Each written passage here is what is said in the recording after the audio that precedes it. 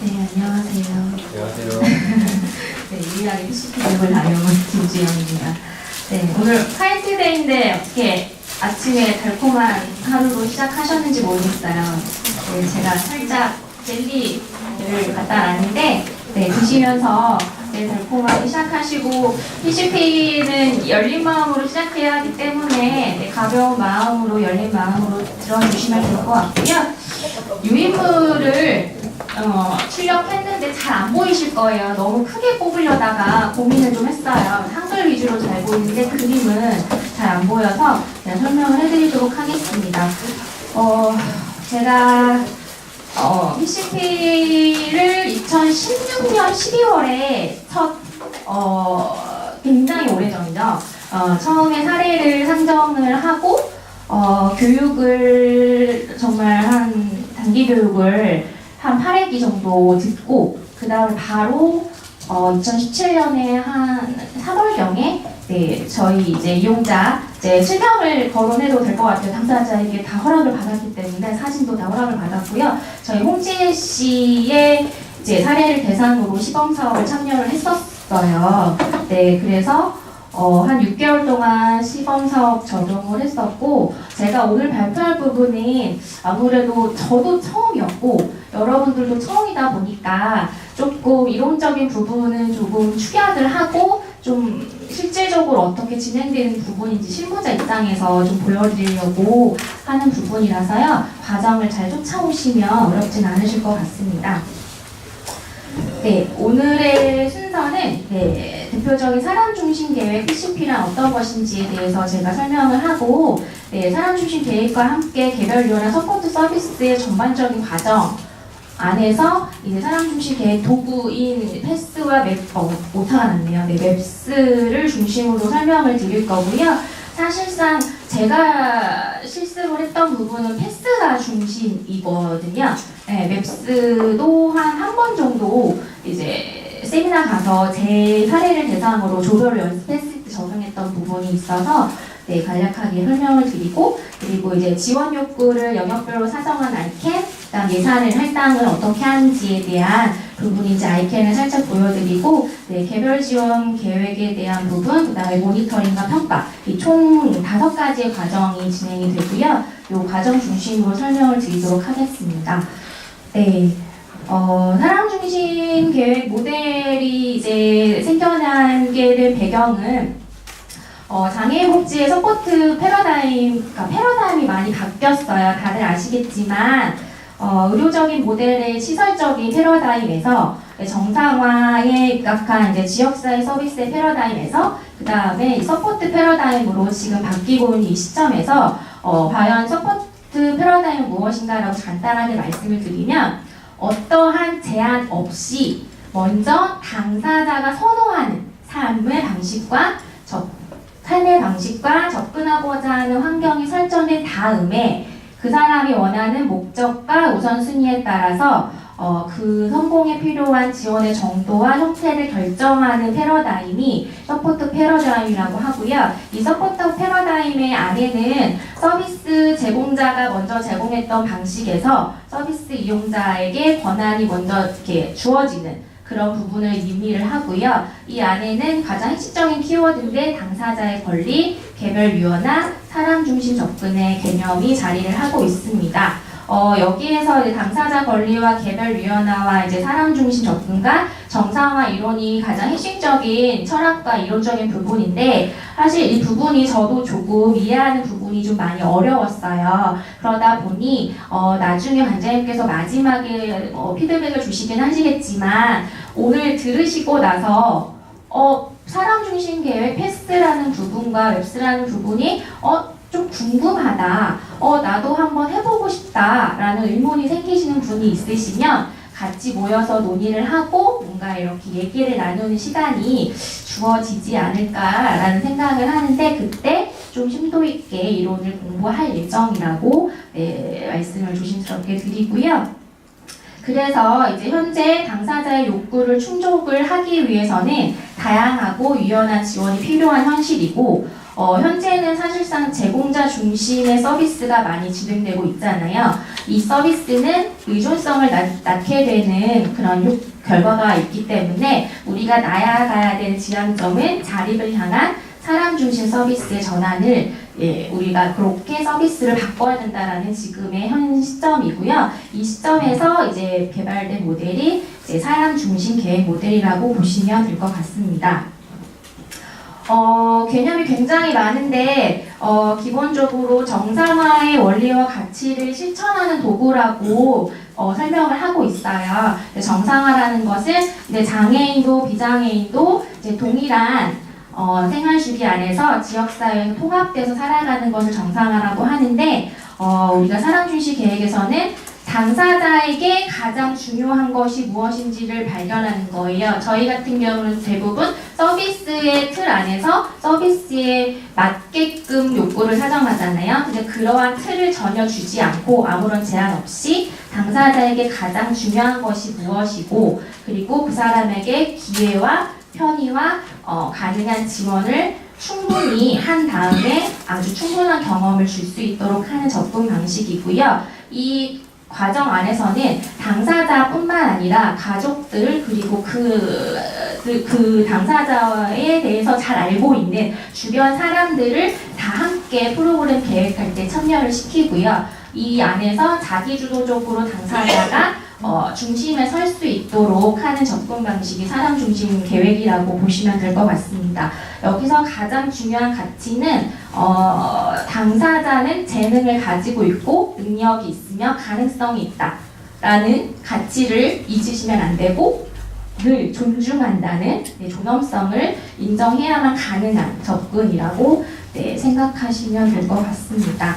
사람 중심 계획의 목적, 지원을 하는 목적은 통합이 가장 큰 가치이기 때문에 지역사회 안에서 생활하고 지역사회 안에서 참여하게끔 하는 게 목적이고 그러면서 사람들과 자연스럽게 관계를 유지하고 좋아하는 것을 표현하고 그 다음에 결정하고 선택하고 하는 과정을 계속 이어나갈 수 있게 지원을 하고요. 본인의 능력이 뭔가 사회에 환원할 수 있는 어떤 기여할 수 있는 게 있다면 존경받는 역할을 수행할 수 있는 기회를 제공하는 것 그리고 그 개인의 능력을 지속적으로 유지하고 개발할 수 있도록 지원하는 것이 사람 중심 계획입니다. 그래서 사람 중심 계획은 처음에 그냥 서비스 기간이 정해져 있는 것처럼 몇 년 하고 끝나는 것이 아니라 단기별로 계획을 세워서 계속 모니터링하고 계속 접근을 해야 되는 방식이라고 저는 개인적으로 준비를 했고요.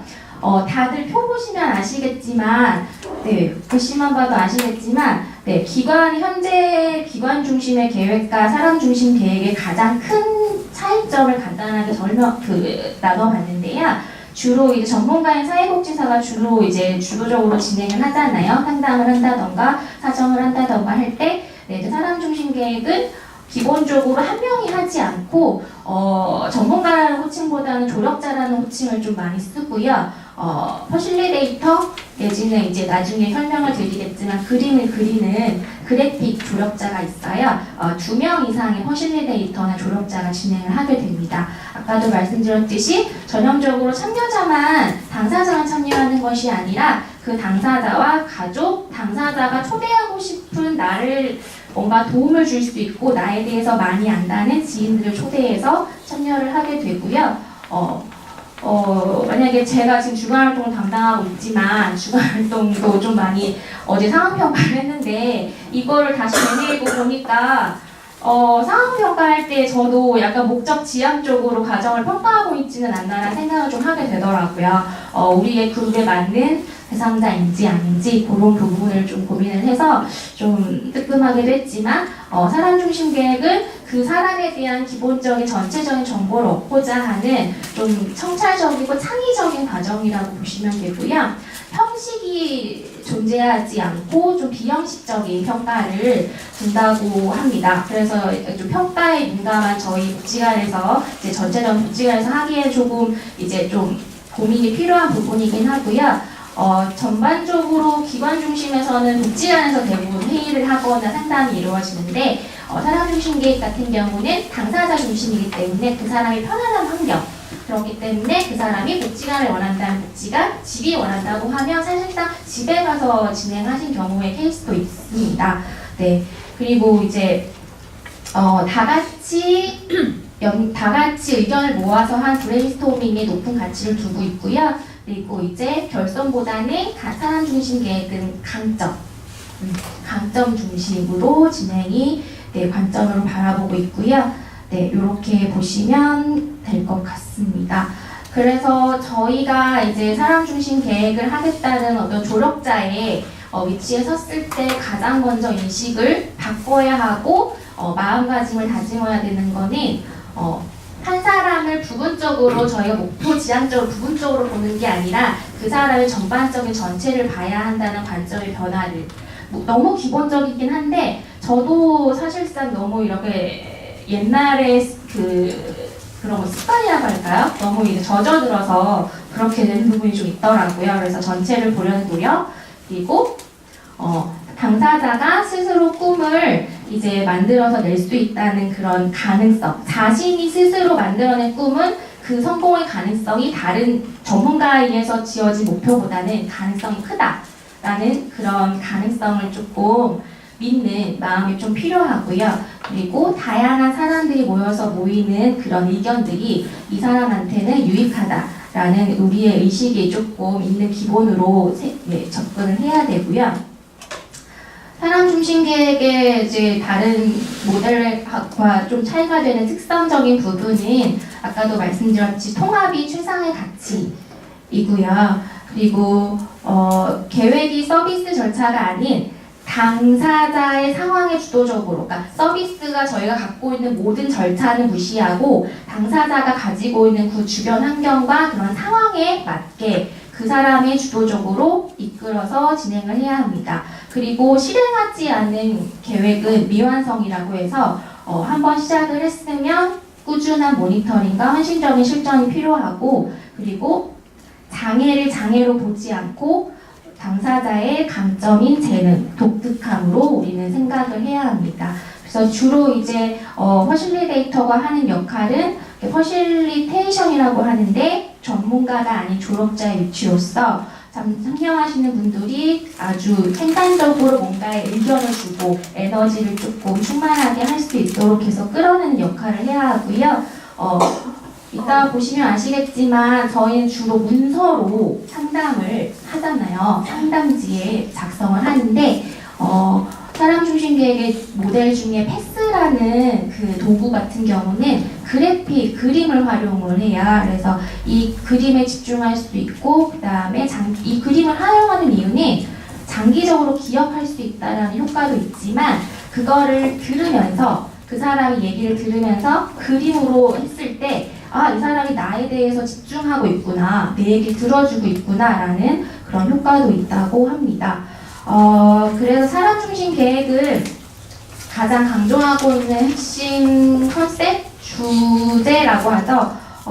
당사자에게 중요한 것과 당사자를 위해 필요한 important to와 important for를 잘 균형해서 잘 맞추라고 하는데 저희가 중심에서 생각해야 되는 것은 당사자에게 중요한 것, important to라고 하는데요. 이것이 무엇이냐 하면 당사자가 직접 뭔가를 원하는 것, 뭔가를 했을 때 행복하거나 아니면 내가 만족스러운 것, 예를 들면 누구하고 얘기를 나누고 싶은가, 내가 자조 모임을 하고 나서 관계를 형성하고 싶다던가, 아니면 내가 어디를 놀러 가고 싶다, 문화체험을 가고 싶다던가, 어딘가 뭔가를 갖고 싶다라는 어떤 개인적인 당사자에게 중요한 것과 관련된 것이고요. 당사자를 위해서 우리가 저거는 꼭 필요한데 왜 저거를 안 하지? 라고 우리가 뭔가 이렇게 꼭 필요하다라고 하는 것. 사실상 저희가 다 할 수는 욕구가 되게 많은데 정말 위험한 욕구가 있을 수 있잖아요. 그래서 건강적인 부분을 해야 하는 부분이나 안전적인 부분이나 이런 부분들 같은 경우를 잘 이렇게 조율을 해서 물론 이거의 모든 결정은 당사자가 하겠지만 이런 부분을 잘 조율해야 한다고 합니다. 네, 그래서 사람 중심 계획 모델이 한 20가지 있나요? 몇 개 되게 많죠. 맞죠? 굉장히 많은데 핵심적으로 지금 이제 한 3가지 정도를 많이들 제가 귀에 많이 익었었어요. 그 중에서 이제 패스, 맵스, ELP 이렇게 3가지인데 저는 2가지를 접근 방식을 배웠기 때문에 2가지 위주로 진행을 하도록 하겠습니다. 내용은 보시면 될 것 같고요. 모델의 차이는 있지만 전체적인 사람 중심 계획의 구조는 그 당사자를 초청을 하고 현재 그 사람이 어떤 상황에 있는지 그 사람의 현재 지금에 대한 이야기를 듣고 그 이야기 중에 필요한 것, 지원이 가능한 부분을 분명히 하고 그거를 행동으로 옮길 수 있는 것들을 끌어내고 지원 방식을 결정하는 그 4가지의 구조로 전체적으로 진행된다고 보시면 되고요. 이렇게 사람 중심 계획이라는 도구를 활용해서 개별유연화 서포트 서비스 지원 과정을 5단계로 진행을 했었었는데요.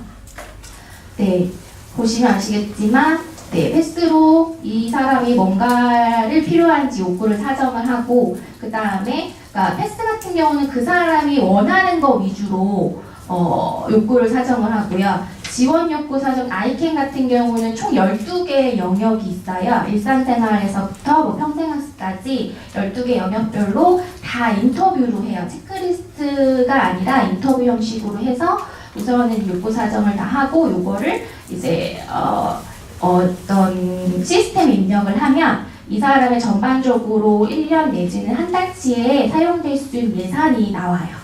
근데 사실상 그 예산이 막 몇 천만 원, 엄청나게 많은 금액이 나왔기 때문에 저희가 실질상 했을 때는 이 아이캔은 예산 할당이라는 것보다는 그 사람의 개인적인 어떤 영역에서 더 지원 서포트가 필요한지에 대한 부분을 좀 알 수 있는 척도가 됐었고 그 예산 같은 경우는 주로 그 사람이 원하는 패스 안에서의 목표를 중심으로 예산이 조금 배정됐었던 걸로 그렇게 진행이 됐습니다. 그래서 과정은 이렇게 되고요.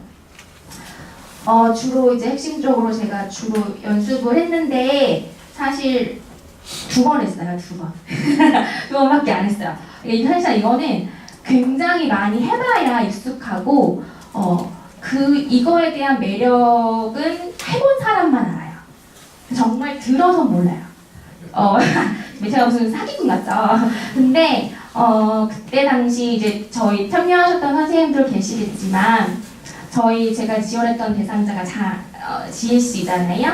이제 뭐 GS의 강점을 주로 이야기해야겠지만 약간의 어려움을 잠깐 얘기한다면 3시간인 시간은 굉장히 긴 시간이죠. 저희가 수업할 때 1시간만 굉장히 길잖아요.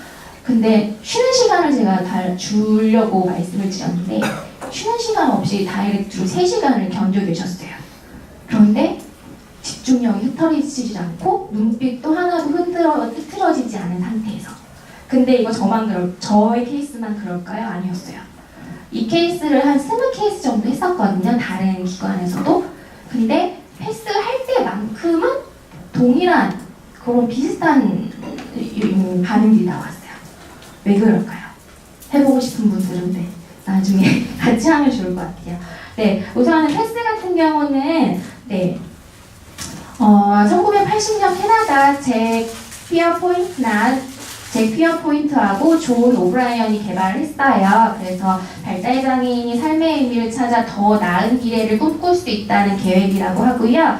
여기에서 말하는 슬로건은 아무것도 하고 있지 않는 당사자, 그냥 거기에 앉아만 있지 말고 뭐라도 해라 라는 의미에서 하는 게 패스인 거고, 나중에 맵스 같은 경우는 뭔가는 하고 있지만 의미 없게 그냥 하고 있었을 때 뭔가 핵심적으로 지원하고자 할 때 맵스를 사용한다라고 말씀을 하세요. 그래서 이렇게 보시면 북극성이 있고 이렇게 숫자로 단계가 있잖아요. 그래서 처음부터 뭔가를 막 사정하지는 않고요. 북극성을 찾아요. 북극성이 뭐냐면 그 사람이 좋아하는 것, 그 사람이 원하는 것을 아무런 제한 없이 계속 인터뷰를 하는 거예요. 그러고 나서 그 중에 여러 가지의 하고 싶은 것 중에 그 사람이 하고 싶은 것을 몇 가지 선택을 해요. 그것이 북극성이고요. 이렇게 첫 번째는 북극성을 찾고 그 북극성을 이루기 위해서, 다가가기 위해서 정말로 현실 가능한 목표를 수립을 당사자가 해요. 물론 옆에 있는 사람들 도와는 주지만 정말 현실 가능한 목표를 달성을 하고, 어떻게 보면은 좀 이따가 말씀드리겠지만 미래를 먼저 이렇게 마치 둘리한테 이렇게 깐다삐아 해가지고 미래에 어디 갔다가 오는 것처럼 미래의 나의 모습을 먼저 그린 다음에 현재로 돌아왔다가 계획을 이렇게 사정하는 단계예요. 그래서 이렇게 우선은 이렇게 보시면 이해가 어려우니까 사실 이게 결과물이기는 하거든요. 이 표가 자체가 이제 템플릿 양식이라고 하는데 처음에는 다 이제 없겠죠. 그래서 그림이에요, 원래는. 네, 그림인데 저희가 이제 정리를 하고 보기 쉽게 이렇게 조금 이제 글씨로 정리를 한 거였거든요. 우선 이제 패스를 만약에 여러분들이 같이 시작한다고 가정을 했으면 주로 사용되는 용어는 당사자를 초점인이라고 얘기를 하고요. 그리고 이제 초점인이 초대한 사람들을 플래닝 서클이라고 하고요. GFC 같은 경우는 어머니, 그 다음에 활동보조 선생님, 그때만 해도 직업 체험, 직업 훈련을 하고 있었기 때문에 박소연 선생님께서 이제 같이 함께 하셨었고요. 저희 그때 당시에 있던 가족지원팀 선생님들께서 같이 서클에 들어가 계셨었습니다. 그리고 이제 진행 조력자인 퍼실리데이터 역할을 제가 했었고요. 네, 그렇게가 주로 3가지 용어가 이제 진행이 되고요.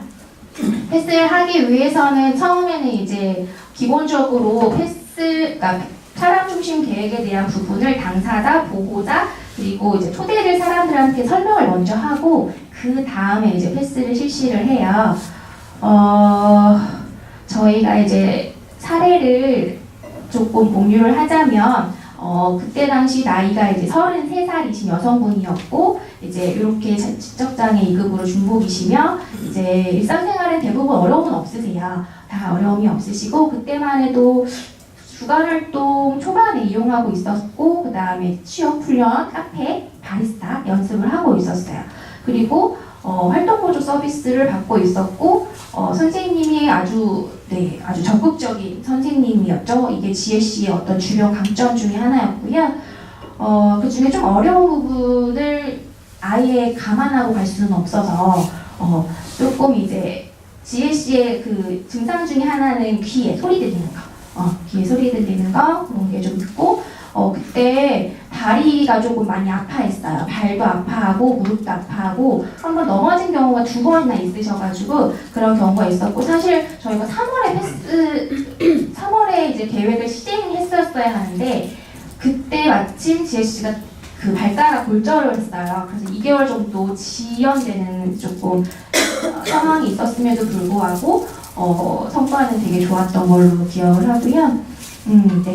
그리고 취업에 대한 욕구가 굉장히 강한 분이었어요. 자, 이런 분을 이제 모셔서 제가 이제 패스를 진행을 하죠. 그래서 패스를 진행할 때는 우선은 퍼실리데이터의 마음가짐이 제일 중요한 것 같아요. 사실 제가 그 GSC랑 패스하면서 이건 안 될 것 같은데 이렇게 좀 얘기했으면 좋겠는데 라는 마음이 정말 엄청 나오려고 했는데 그걸 좀 억누르는 그런 과정이 분명히 있었어요. 제 내면에서는. 그래서 우선은 조금 리와인드 하는 작업이 좀 필요할 것 같고요. 저뿐만 아니라 같이 들어오시는 모든 분들이 그렇게 조금 편안한 마음으로 들어와야 되는 부분이고요. 이런 식으로 자리를 배치하는 매뉴얼이 이렇게 되어 있어요. 매뉴얼이 엄청 구체적으로 되어 있어요. 제가 다 적지는 못했지만 그래서 이렇게 벽 쪽에 GSC는 본인이 하는 교실에서 하기를 원했어요. 그래서 교실에서 책상에다 벽에다 이제 템플릿 양식을 빈양식을 이제 붙여줬고요.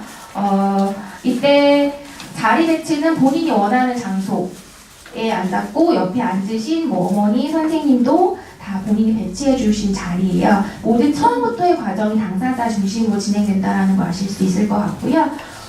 북극성을 이제 찾아요. 이렇게 낯선 뒷모습이 좀 보이는데 권지혜 선생님과 박지호 선생님이에요. 사실 그래퍼가 이렇게 1명, 2명 이상 투입되는 경우는 많지 않았는데 저희 지혜씨가 제가 사실상 처음에 얘기할 때 조금 혹시 고민을 좀 해보라고 했어요. 그랬더니 자기가 편지를 쓰는 걸 굉장히 좋아하시는 분이거든요. 그걸 써왔어요. 그래서 조금은 빨리 아이디어가 조금 나온 편이었어요. 그래서 그림을 굉장히 잘 그렸죠. 변지현 선생님 그림 엄청 잘 그리더라고요. 탐나는 그래퍼예요. 그래가지고 그림을 이렇게 그립니다. 근데 이 과정은 글은 되게 많긴 하겠지만 가장 핵심적인 거는 당사자에게 우선 적극적으로 경청을 해야 돼요. 적극적으로 무조건 경청을 해야 하고 어떤 그분이 대답하는 것에 대해서 뭔가 이렇게 안 돼요. 부정적인 어떤 의미의 어떤 대답이나 어떤 그런 모션을 하면 안 되고 최대한 아이디어가 많이 나올 수 있도록 해야 하고 그 과정마다 이 그림 하나마다 그리고 나서 이게 본인이 원하는 그런 이미지인지 본인이 나중에 봤을 때 이해를 해야 하니까 그 과정 하나하나를 그 당사자에게 잘 반영이 되는지 확인을 해야 한다고 합니다. 자, 그래서 처음에 백지 상태에서 하면 되게 어려워요. 어려운데 그래도 시연할 땐 그렇게 하시더라고요. 미래에 나가놨다. 나는 지금 현재 건강하고 아무렇지 않은 아주 건강한 사람이다. 지금 뭔가 이렇게 본인에게 마술 램프를 준다던가 누가 와서 요술지팡이로 뿅 이렇게 하면 뭐 하고 싶나? 나의 어떤 모습을 기대하는가? 이런 모습들을 물어봐요. 질문. 그래서 이게 가장 어려웠던 게 저희가 그냥 하던 그런 상담의 질문 형태가 아니다 보니까 이 질문 형태도 솔직히 한계가 있어요. 그래서 많이 해봐야 된다는 이유가 여기서 저는 좀 많이 절실히 느꼈어요. 그래서 다양한 질문을 통해서 이런 아이디어를 하고요. 지혜 씨가 지금 이 그림에서 나와 있는 것들은 잘 보이시나요? 잘 흐리죠? 보면 뭐 스키 타기, 뭐 오토바이 타기, 반지, 목걸이 사기, 뭐 바리스타 하고 싶고, 발 마사지 하고 싶고, 골프, 뭐 사진 찍기 등등등 이런 게 있었어요. 이 중에 다 하는 게 아니라 그러면 이 중에 정말로 하고 싶은 게 뭘까를 해요. 찾아요. 선택을 해요. 이 중에 한 3가지 정도를 지혜 씨가 맨 처음에 선택을 했었었는데 그게 뭐였냐면 그게 뭐였냐면 오토바이 타는 거 그리고 바리스타 하는 거 한우리 직원처럼 명찰을 내고 사무실에서 일하는 거 이게 공통적인 게 직업이었거든요.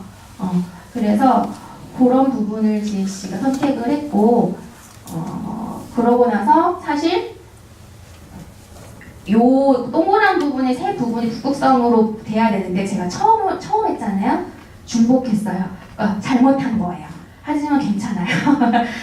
그래서 이 3가지가 사실상 북극성이라는 이 원 밖으로 나가야 되는 거고 이 원 안에는 지혜 씨가 이 바리스타와 오토바이를 타고 컴퓨터를 하는 데 있어서 정말로 필요한 현실적인 목표를 설정하는 게 이 원 안에 들어가는 거거든요.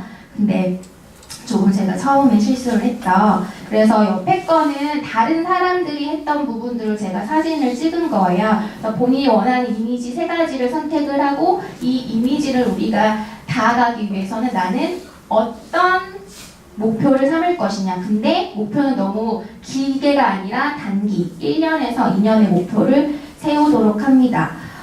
아이디어 할 때는 주로 당사자의 의견이 거의 전반적으로 반영이 됐고요. 그런데 점점 실행이 구체적인 계획이 될수록 플래닝 서클들의 의견들이 좀 더 많이 반영이 됐어요. 그래서 이게 조금 당사자 중심에서 조금은 오류가 있는 게 아닐까라는 좀 생각을 했었고요. 그래서 긍정적인 2번째 단계인 비전을 수립하고 긍정적인 목표를 이제 설정을 하는데 아까처럼 이건 읽어보시면 될 것 같아요. 너무 제가 읽는 것처럼 얘기하면 조금 잘 귀에 안 들어오실 것 같아서 그래서 아까처럼 말했을 때 미래의 시간에 잠시 이동을 하도록 합니다. 그래서 그때 지혜 씨 같은 경우는 오토바이 사실상 제가 그 얘기 딱 듣고 어땠을까요? 안전의 문제가 가장 생각이 들었죠. 그리고 면허증이 없잖아요.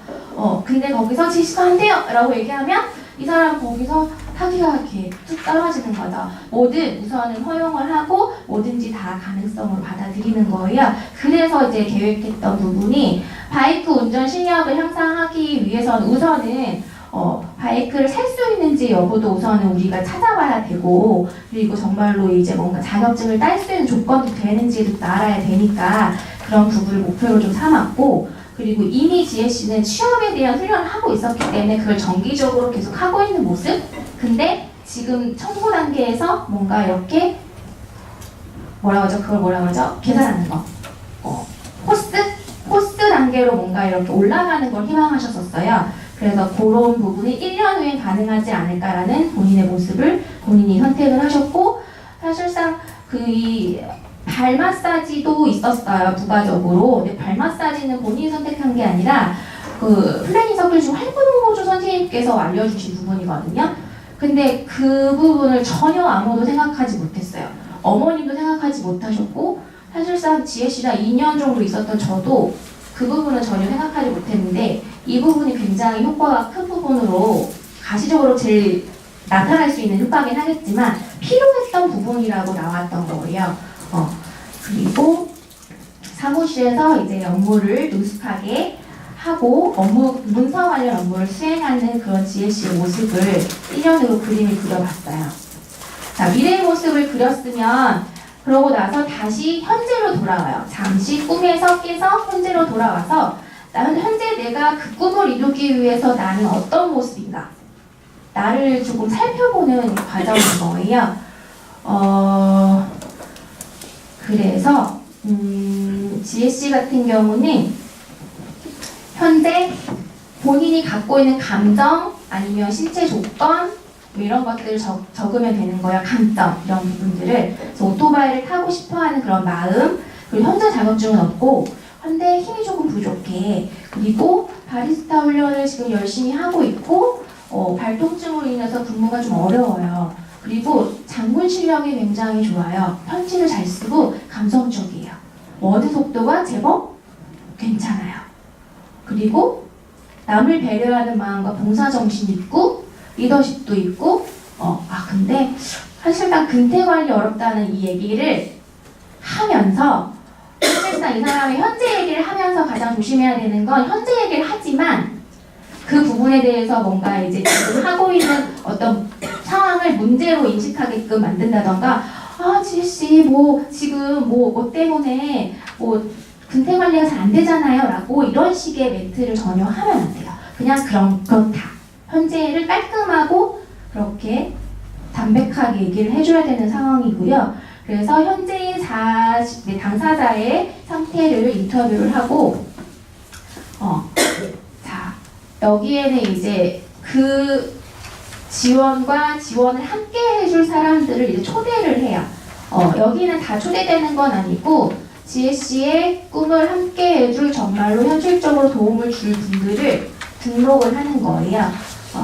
그래서 여기도 빨간색을 말하겠지만 능력 있는 사람이 중요한 것보다는 처음부터 끝까지 함께 꾸준하게 함께 해줄 수 있는 길동무가 필요하다라는 의미로 표현을 하고 있어요. 자, 근데 플래닝 서클은 그때 당시에 참여했던 사람만 될 수 있는 건 아니고 사실 그 당시에 관장님은 안 계셨거든요. 근데 관장님한테 이것 좀 해주세요 라고 하는 의견들이 좀 있었어요. 사실상 사무실에서 이제 직업 체험을 좀 했었거든요. 그런데 그거를 조금 해당 팀장님한테도 배려가 필요하고 해당 팀원들한테도 조금 이제 도움이 필요했었고 관장님께도 최종 조금 말씀을 드려 했던 부분이 있어서 그렇게 참여하진 않았지만 그 특정 분야나 특정 상황에 어떤 지원이 필요하다고 하면 그 사람을 따로 모집할 수는 있어요. 만약에 운전을 정말 오토바이 운전을 정말 배우고 싶다 하면 그 사람을 초대해서 등록할 수도 있는 거죠. 굉장히 헷갈리는 단계이죠. 네, 해봐야 합니다. 네, 그래서 등록을 초대해요. 근데 이제 이 당시에 이제 어머니, 이제 박소연 선생님, 활보 선생님, 박조 선생님 그때 사례 담당자였어요. 네, 둥지스쿨 초반이었나봐요. 그래서 이제 담당으로 등록이 되었고요. 이때 당사자가 나 이거 해주세요라고 요구를 했을 때 거부하셔도 돼요. 정말로 차라리 거부하는 그 사람한테 도움이 되는 거고, 저는 도움을 주기가 조금 시간 여력이 안 돼요 라고 얘기를 해주시는 게 가장 현명하고 좋은 방향이라고 말씀을 하고 있고요. 그 다음에 등록을 했으면 현재 이 사람이 저 북극성으로 다가가기 위해서 가지고 있는 강점 내지는 주변 뭐라고 하죠? 자원들을 다 한번 찾아보는 거예요. 그래서 이거 할 때는 당사자분의 의견도 있지만 플래닝 서클 팀원들이 다 같이 함께 해주시면 되고요. 그래서 이제 현재 가지고 있는 어떤 능력들 아니면 주변에 있는 뭐 사람 아니면 정보, 기술 아니면 우리가 뭔가를 필요로 해야 하는가 더 강하게 나아가기 위해서는 어떤 조건이 필요한지에 대해서도 현재는 없지만 개발해야 되는 것들을 써야 하는데요. 그때는 이제 오토바이를 타고 싶어 했으니 당연히 오토바이가 필요했겠죠. 자원으로서. 그래서 오토바이를 넣고 GS가 그때 근태나 이제 카페에 참여하는 게 좀 어려워가지고 직무지도가 조금 필요한 상황이었어요. 그리고 강점으로는 활동보조인 선생님의 지원이 강점으로 보여졌고, 그리고 GS가 컴퓨터를 할 수 있는 그런 능력, 그리고 뭔가 발 관리할 수 있는 그런 자원은 푸시업을 알아보는 거. 그래서 이렇게 지원을 했어요. 사실상 이걸 계획할 때 거기에 있는 이제 참여자들의 의견으로 지원이 계획이 돼서 사실상 이게 다 답이라고 볼 수는 없어요. 이거 안에서 더 주변에 어떤 다른 분들 좋은 조언이 있어서 조금 더 구체화되고 현실 가능해지면 참 좋을 것 같은데 우선은 저희도 처음이고 그래서 이렇게 이제 진행이 됐고요. 그 다음에는 아까는 1년의 목표를 정했다면 이제는 단으로 6개월 단위로 나의 계획을 조금 더 구체화하는 거예요. 그래서 아까는 현실로 돌아와서 자신에 대해서 돌아보고 강점을 찾았다면 다시 한번 미래로 돌아가서 6개월 시점에 나는 어떨까라고 한번 상상을 시켜보는 건데요. 그래서 6개월 후에 지혜씨는 아마도 바이크를 경험하고 있지 않을까라는 그림을 그려봤어요, 저희가. 그러고 나서 훈련은 잘 하고 있을 것 같고 원하는 대로 포스터머 변경 6개월쯤 하지 않았을까? 그리고 한 달 정도는 잘하니까 문서 작업 잘하고 푸시업은 정기적인 거니까 계속 하고 있지 않을까라는 6개월의 모습을 상상해봤죠. 그려봤죠. 그 다음에 더 구체적으로 이제는 한 달의 계획을 세워요. 그리고 나서 더 구체적으로는 당장 해야 되는 거 3일 이틀에서 3일 내에 해야 되는 그런 부분들을 정해요. 네, 다 정하고 그래서 이제 지혜씨가 가장 저희가 빠르게 알아봐야 던 거는 정말로 현실적으로 그 오토바이가 어려우면 지혜씨가 원하는 건 오토바이를 타면서 아니면 바퀴를 달린 뭔가를 타면서 직장에 출퇴근하는 나의 모습이었어요. 그러면 전동 휠체어나 뭔가 어떤 그 어머니가 주신 소스가 있었거든요. 다른 무슨 오토바이 바이크 같은 게 있대요. 찾아봤는데 어쨌든 결과는 나중에 욕구를 다시 사정할 수밖에 없었어요. 지혜씨한테 설명을 한 이유가 그게 자격증 이런 걸 떠나서 지적장애인, 발달장애인 분들한테는 그 바이크가 그 아예 지원이 되지 않는다고 하더라고요. 사고나 이제 판단력의 어떤 위험성 때문인지 소장님께 여쭤봤었는데 좀 어려워서 현실적으로 이게 조금 바뀌면서 지혜씨의 욕구가 그리고 패스가 다시 한번 바뀌는 경우가 좀 있었어요. 그래서 2차로 바뀐 걸로 사실상 시범 사업을 진행을 했었고요. 하지만 지금 과정이니까 참여를 하면 되고 이 모습은 마지막에 위에 한 켠에 이 전체 작업의 자신만의 이 패스의 제목을 적게 해요. 어떤 제목이어도 상관없고 본인이 봤을 때 원하는 거.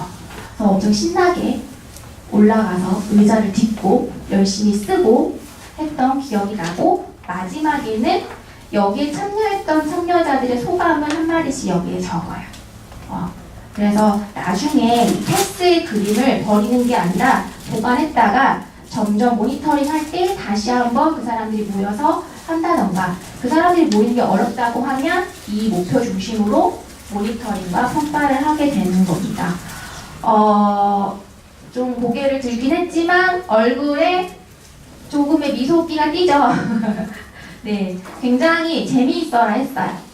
선생님들은 쌤통이라고 나는 앉아있고 교재 선생님만 나 얘기 들어주면서 그림 그린다고 너무 막 바쁘게 그림 그리니까 쌤통이라 막 이러면서 되게 행복했었어요. 그리고 그래서 이제 결과물을 다시 정리한 부분이고요. 네.